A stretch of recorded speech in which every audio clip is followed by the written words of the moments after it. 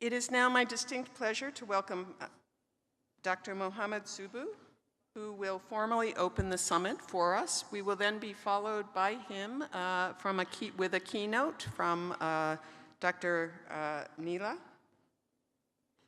And if I could just read a few words about Dr. Subbu and invite him up to share with us his remarks. He has a master's degree in public policy and managed care.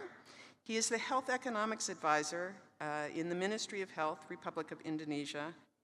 And he is here on behalf of Her Excellency Professor Dr. Neela Farid Morlok, the Minister of Health for the Republic of Indonesia. Before serving as Health Economics Advisor on February 19, 2018, he officiated as Director General of Disease Prevention and Control in the ministry. He was the Director also of Infectious Disease Control in 2010. In 2013, he was trusted as Secretary of the Director General in Disease Control and Environmental Health. Mr. Subbu was graduated from the University of Indonesia for medical doctor in 1988 and the School of Policy, Planning, and Development in the University of Southern California in the US. He was recently awarded the, I'm going to do my best to say this, the Satya Lankana Karya Satya Award for 20 years of service. Thank you. Can I invite you to join us here at the podium?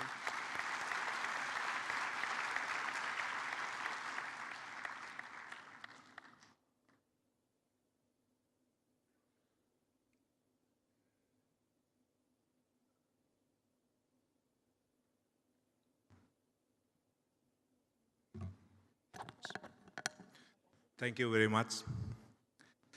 Welcome to Bali, one of the beauty islands in the world.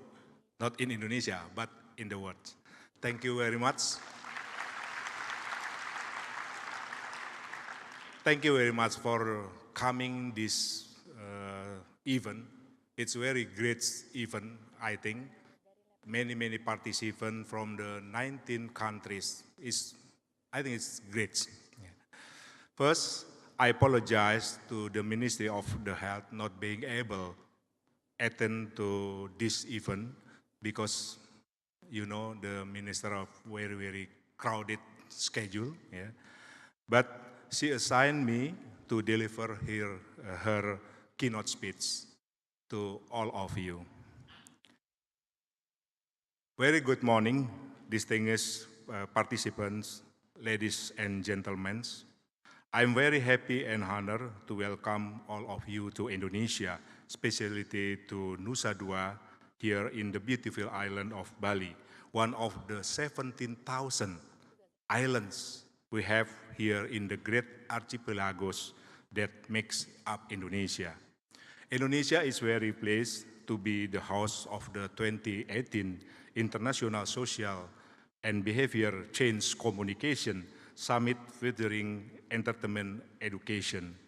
Through this summit, I hope that the lessons and experiences learned at the first summit held in Addis Ababa in 2016 will be expanded upon and amplified. SBCC is key to and has proven effectively changing people's behaviors and shifting norms. The first summit had over 750 participants, and right now, from the organizing committee, the report is this event will be attended by over 1,200 participants. Yeah, it's good. Thanks for you.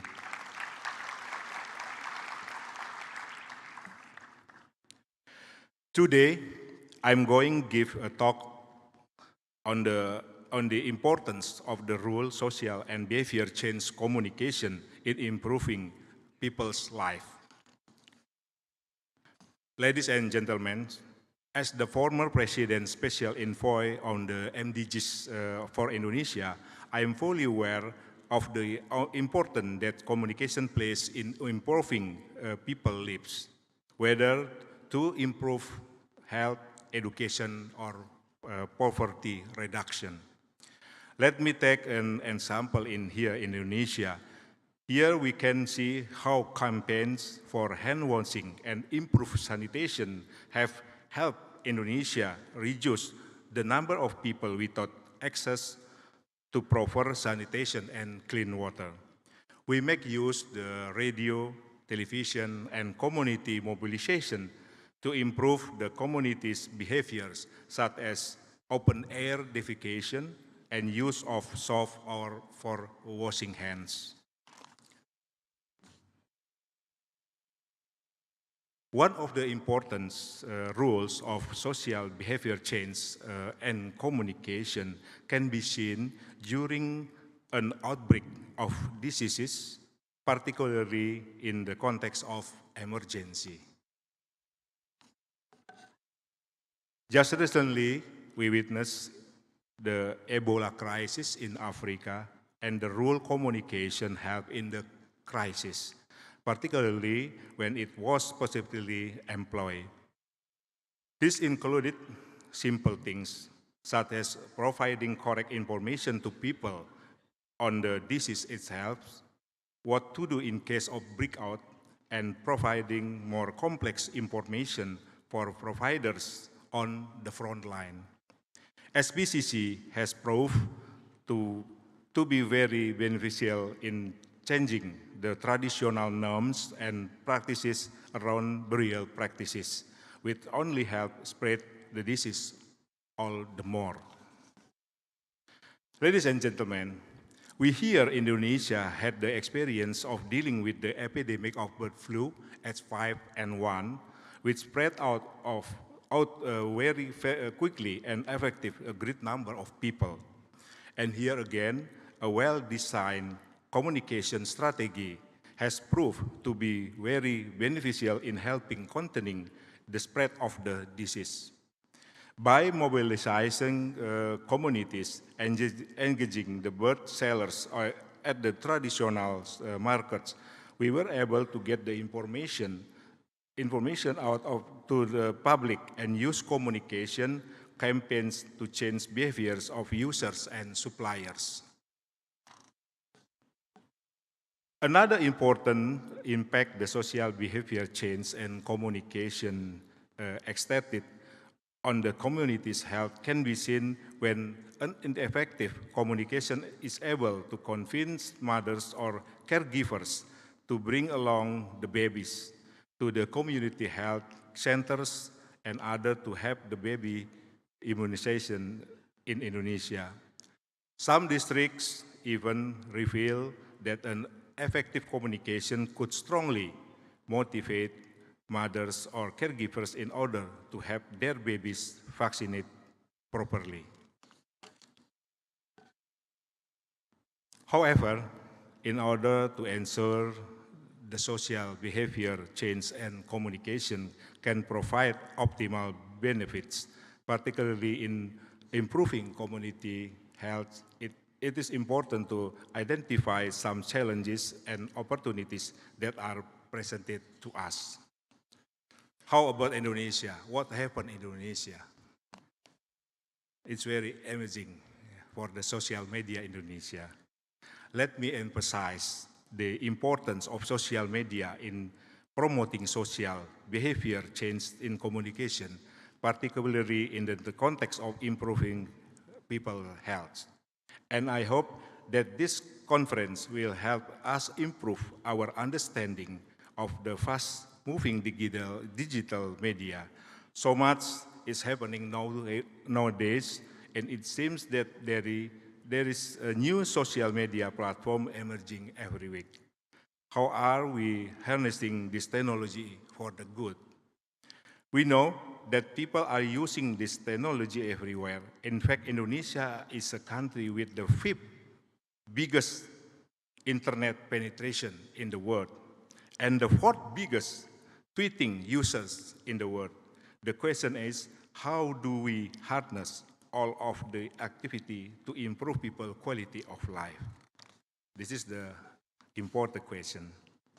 Ladies and gentlemen, I am hoping that the audience here in this room will be sharing their experiences so that we can all learn what needs to be done appropriately.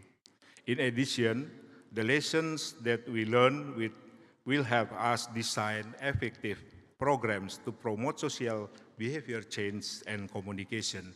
It will also help us at the Ministry of Health in Indonesia, as well as private and public institutions at the national and global levels. I know that Indonesia has many lessons to share, and you will be hearing about those favorable experiences.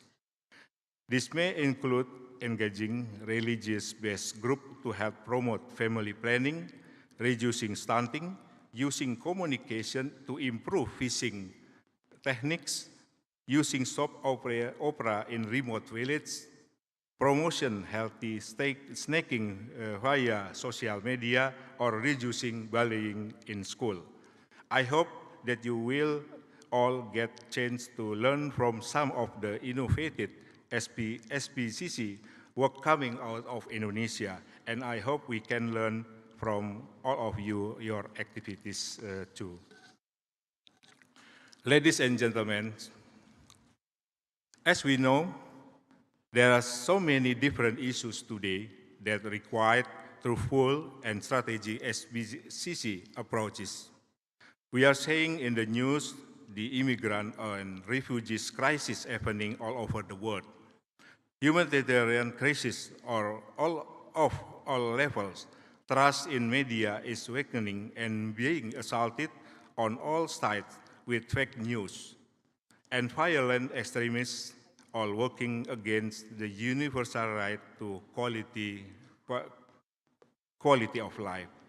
The new Sustainable Development Goals agreed upon 2015 by more nations of the world help to provide a guide map on improving lives and give us the indicators to achievement. It is up to us, the governments, CSO, NGO, multilaterals, government, and private donors to come up with the how to guide to achieve these goals and better life for our people. Living longer and healthier lives, reduce poverty, increase access to medical care, better nutrition, access to education, living in a healthy and sustainable environment. And to get there, social and behavior change communication should and will be integral to this progress is needed to help.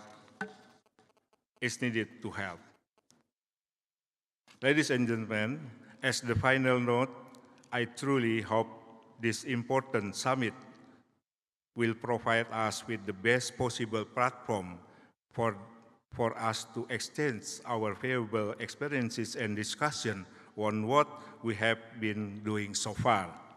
Further, I hope that with this forum of communication, we can move forward with all lessons learned and best practices to achieve what we have been committed to achieving in order to create a better life for all of us.